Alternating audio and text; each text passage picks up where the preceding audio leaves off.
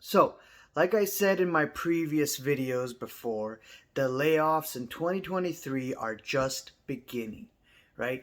Companies do not go right out all of a sudden and start slashing jobs right there and then without knowing and without having the losses in their balance sheets and in their income statements. They do announce it, they do create an estimate of how much they expect to cut jobs, and that number can be lower or higher depending on where the economy goes throughout the year. But they're not going to expect that, oh, we're going to see a hard recession all of a sudden and let's lay off X amount of employees. No, they will lay off X amount of employees if they are feeling the pinch, they are feeling the pain.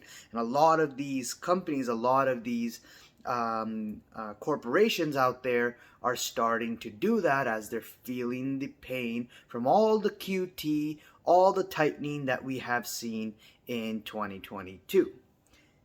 Now, before we start, my name is Daniel and I run InfoVest. InfoVest is a community and it's an educational platform where you can learn about the macro news, the markets. I talk about the markets as a whole, what's happening around global markets and the stock market, the bond market, and different types of products. I'm not here to impress anybody. I'm here to just break down the facts that are happening out there in the economy and try to make it in a very simplistic form so you can understand what's happening and you can make better decisions in your life and be more educated around what's happening, right? This is not financial advice. I'm not giving financial advice and I'm not a financial advisor. Always consult with a financial advisor before making any investing or trading decisions.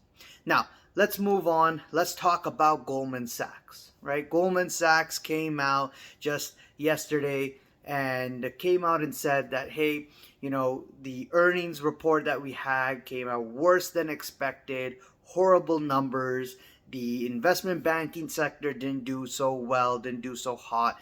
The asset management sector obviously underperformed because of how the markets have been trading lately. And most importantly, the consumer side of things are starting to see a lot of troubles there as well. Now, of course, the credits of the consumer, the credit cards are increasing, which you may think is a good thing. We're bringing in revenue for the bank. However, the credit losses and the default chances of default has moved up higher, which poses a lot of risk, especially the fact that we are already in a recession. So I'm calling it here. We're already in a recession. We already see the signs in ISM and many of the other data and indicators already. Even though maybe the government or the economists out there may not be calling it a recession officially or formally, or the economists or the Fed members or whatnot, we definitely are in. We can see the signs in the data, and we could see it in many of the reports that we get on how the economy is doing, right? So the layoffs that are happening with Goldman Sachs looking to cut about 3,200 employees, posted bad earnings. You had other banks also post kind of mixed earnings as well. On top of that, you have Microsoft, who has yet to also post earnings, but I've already announced that they're looking to cut 5% of their workforce. And on top of that, you have Amazon that's starting to cut their employees, and approximately 18,000 employees, because of all the hiring that they've done, and they've all the wage increase that they gave and all the tightening that they're starting to feel the impact on, and most importantly, the demand crunch that a lot of these companies are seeing and the revenue slowdown that a lot of these companies are seeing. So what does this mean going forward? Like I said, and like I've been saying before, that this is just the beginning. Just wait a couple more months till we get more data coming in, right? More data sweeping into the markets, more data on terms of the growth, more data in terms of demand, retail sales, more data in terms of inflation. Very important that we continue to monitor that, because that's going to be important in figuring out where or what the Fed is likely to do. Now, the markets are pricing in that the Fed is probably going to do some sort of pivot. The Fed is going to stop its rate hikes because, hey, look, you've got Goldman Sachs cutting jobs, you've got Microsoft cutting jobs, so inflation has come down, but hasn't come down to 2%. It's come down to 6.5%, and we should all of a sudden start to, soften the rate hikes. Yes, the Fed is going to soften the rate hikes. Yes, they're going to do slower paces, but we don't know where the end is when it comes to those rate hikes. So hopefully we'll get some light or some color of what the Fed wants to do down the road. What they want to do, especially in February 1st is when we'll hear and have the press conference and the interest rate decision, which is expected to be 25 basis point. And we'll see if they give us any indication of how far they're going to go. Now, if you look at the stock market and you look at the bond market, you could see that the bond market is somewhat picking up of a bid. The stock market has been rallying past 7 days, and now it's basically coming off. And the stock market is still in limbo. It doesn't know where to go.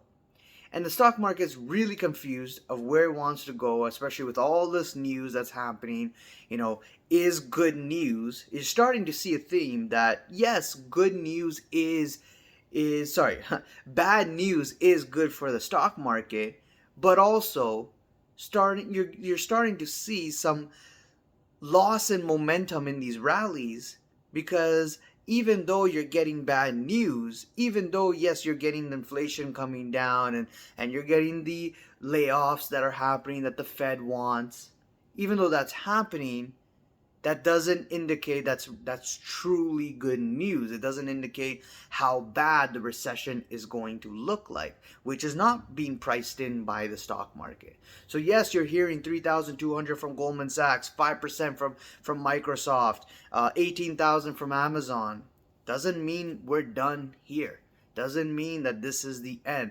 This is just the beginning. And these companies take their time to analyze what's happening in the markets, the demand side. Maybe after another earnings or so, we might just see really the economy start to crunch. And when it really starts to crunch, then you might hear bigger numbers in terms of layoffs. And that might be the rude awakening that the stock market has and may sell off. And let's see, right? A lot of the traders and investors are hopeful that, if these numbers continue to come in weaker, maybe the second and third month, the Fed is going to step in and all of a sudden pivot and cut, and that should be good for the markets and we should go higher. Yes, true. But if they don't react soon enough, if they hold rates long, if they continue to tighten long, then and they don't do anything as the data deteriorate, and they keep saying inflation's our target, 2%'s our target, 2%'s our target, then guess what? The market's going to have a rude awakening. You can expect that sell-off in the equity market. So let me know what you guys think. I'll leave the link in the description for you to check out the article on Goldman Sachs.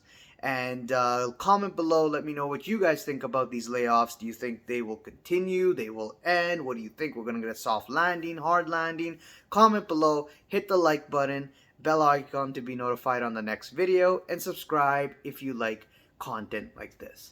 And I'll see you guys around. Cheers. Bye.